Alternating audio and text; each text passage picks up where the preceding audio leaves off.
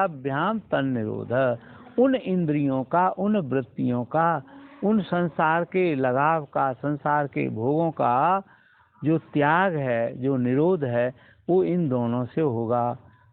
देखो मन भी जो है ना, किसी चीज का अनुभव बार बार करने से होता है ना, इसको हम कहते हैं संस्कार पड़ना।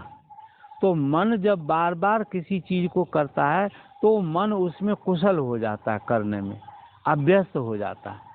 अभ्यस्त होने से वो थोड़े समय में और ज़्यादा कर लेता है। एक आदमी अभ्यासी हो किसी चीज़ का, एक नया हो, नौसिखिया हो, तो कौन आराम से काम कर लेगा? जो अभ्यासी है, क्योंकि उसने बार बार किया है। तो ये हमारा जो मन है, भोक्ता का जो मन है, वो अनेक जन्म जन्मों से भोगों का अभ्यास करते करते अभ्यस्त हो गया है। अब उस अभ्यास को हम रोकें कैसे? तो हमें ये ज्ञान होना चाहिए। वैराग्य तब होगा जब हमें ये ज्ञान होगा कि मैं बहुत बार तो इसको भोग चुका, लेकिन फिर भी मुझे शांति नहीं होती। तो जब शांति होती ही नहीं है तो ये निश्चित हो गया कि इससे शांति होगी नहीं। शांति नहीं होगी तो उसमें उदासीनता आ जाएगी, वैराग्य आ जाएगा। तो ज्ञान जो है वो हमारे मन का नियंत्रण करता है, संयमन करता है। क्या ज्ञान? कि संसार के भोग मिथ्या हैं, दुखदायी है। तो इससे तो कितनी बार भी जन्म लेना पड़ सकता है हमें, जरूरी नहीं कि एक ही जन्म में वो पॉसिबल है। हाँ, तो ये तो कहते हैं कि जन्म जन्म मुनि यत्न कराई और अंत राम कहे आवत नहीं। जन्म जन्म आदमी बार बार जन्म लेता, लेकिन मोक्ष उसको आता नहीं, समझ में नहीं आता। क्यों नहीं आता? कि भोगों की व्यर्थता को समझता नहीं।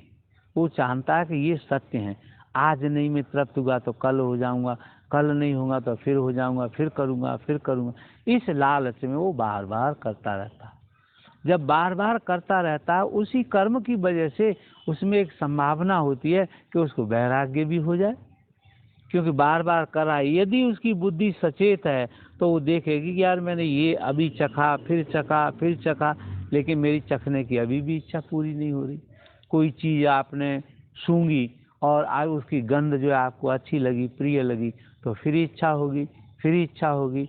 तो इससे यह है कि हमारी इच्छा उसे सूंघने से नहीं होगी, तृप्त नहीं होगी, पूर्णता नहीं होगी।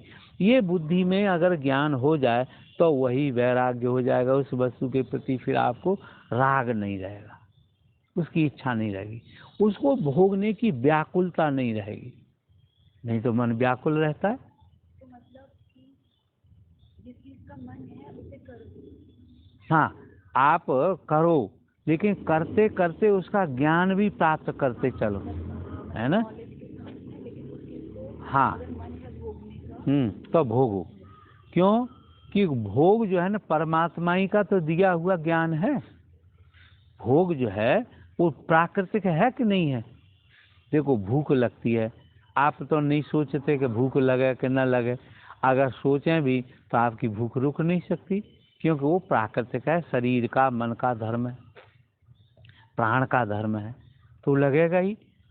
आपको नींद आती है, आप उसे रोक तो नहीं सकते, स्वाभाविक है। फिर नींद से जग जाते हैं, स्वप्न में चले जाते हैं, जन्म होता है, मृत्यु होता है। कोई चीज़ आपके हाथ में नहीं है। वृद्ध होते हैं, जन्म लेते हैं, फिर बच्चे होते हैं, बच्चे से